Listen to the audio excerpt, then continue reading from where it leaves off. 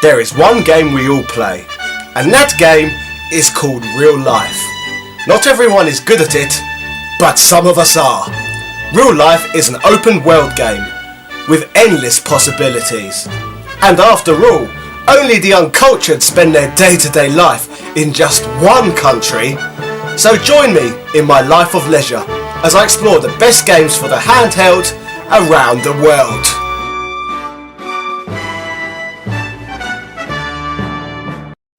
After a crazy trip, stretching over 3,000 miles, I have finally made it to both American coastlines. A few months ago I visited the beach in Delaware, and today I find myself in Venice Beach, California. After a flyby visit to Hollywood, I decided the area was far too lowbrow for me, and was on equal footing with the disgustingness of Peckham in southeast London. So off I went to Venice Beach, and the disgust continued as I was surrounded by bloody hipsters and idiots trying to sell me their mixtapes. Do I look like a man who would listen to bloody rap music to you? This place is even more embarrassing than Camden Town! Anyway, in the previous episode I shot in Vegas and I reviewed the handheld classic WarioWare Inc. A huge reason behind my love and adoration for this game is that I always looked at it as fresh and unique. But after receiving some interesting comments within the comment section of that video, it appeared that WarioWare may have never have been as original as I once thought. So, WarioWare Inc. Is it a unique concept, or is it a complete rip-off of a Sega game that came nearly a decade prior? Let's take a look.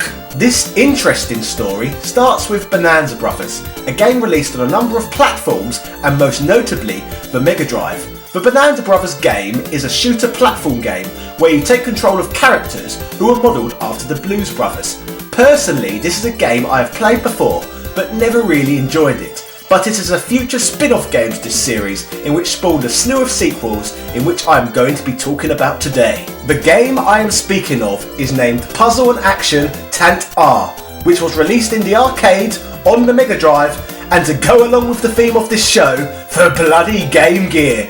Yeah! The game also saw some re-releases in the future as part of compilation packs on the Sega Saturn and the PlayStation 2. Obviously, being the man who plays handheld games around the world, I have been indulging in the Game Gear version of this game. But apart from having better graphics, the other versions of the game look pretty similar anyway.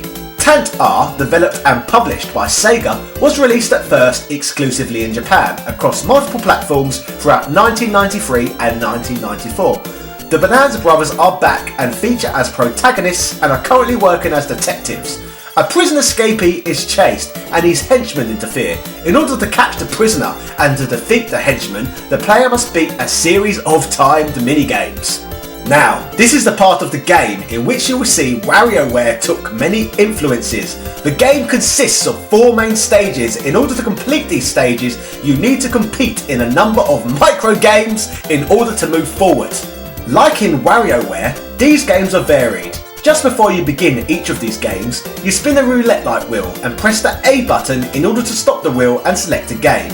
There are 20 different micro games in total, categorised into 5 types: puzzles, counting, concentration, barrage and picture searching. Unlike WarioWare, however, most of these games I would say last around 30 seconds, rather than the 3 to 5 seconds from the Nintendo hit. Some of these minigames do cross over with future minigames seen within the Wario series. Tasks include selecting a correct option amongst incorrect ones, memorising and following sequences, and most Wario-like of all, minigames in which you press a button at the correct moment or at a quick enough pace. Going on from the blues theme from Bonanza Brothers, certain games' names are puns on pop culture names or terms. Such references include rock and roll, Billy Joel, Stanley Kubrick and Outrun's music track Magical Sound Shower. Back on the subject of the minigames though, each one of them have a time limit, and if the time runs out or a mistake is made, a life is lost. The player begins with 3 lives. Occasionally a game will become a lucky icon. Selecting this grants a piece of heart and begins a random game. Collecting all 3 pieces grant an extra life. Like Wario, and as expected with most games in general, The minigames increase in difficulty as the game progresses. At the end of the first 3 stages, the boss escapes on a hot air balloon and your character gives chase in an aeroplane. This then results in a bonus round in which the balloons must be popped and missiles must be avoided. Pop a certain amount and the player is awarded with an extra life. Obviously, all the text and instructions of this game are in Japanese, but most of it is simplistic enough to work it out for yourself. In a way, it's fun working it out. That way, it will bring you back to a simpler time before you could even read. So I guess about 18 years old for a lot of you. The Game Gear version of this game features a battle mode in which 2 players compete by playing games against each other using the gear-to-gear cable to link 2 units. Obviously, I never had the opportunity to try this, as who else in their right mind owns a bloody Game Gear? So, that was Puzzle and Action Tant R for you.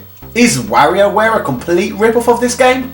Well, no. However, it is clear as daylight to me that Wario took a lot of influence from this one, and now the ideas from Wario's Game Boy Advance game do not seem anywhere near as left field as they once seemed. The minigame madness is all here. The quirky Japanese sense of humour, the odd art style, it's all included. Some of the minigames, such as taking photographs, are even just plain stolen and added to WarioWare. But, like a lot of great ideas, Nintendo took the formula, built on it, and made it their own thing. Is Tantar as good as WarioWare Inc? Well, no, but this game is 100% worth a play in its own right, even if it's simply to see the similarities with Wario. But, regardless of these similarities, to be fair to the game, it is probably one of the better games in the Game Gear library. Not many titles on the system can captivate my attention for an hour or 2, but this one certainly did. WarioWare may have took some of the conventions from this series, but in many ways that is a massive compliment to Sega. After all, imitation is the greatest form of flattery. Yeah! Cheerio! Shoutouts to Jarek Tolzien, Mad 8 Productions, Andreas Larsson, Peter Sidon and Diego Pereira, and all of my other patrons. Each of you make my video production grind just that little bit easier and continue to inspire me to push this bloody channel forward. If you have never seen my Patreon page before, be sure to check it out. There are some pretty cool rewards for my supporters. If you are brand new and enjoyed this video, hit the subscribe button and be sure to click one of these annotations to see some of my content. Ta-ta and farewell.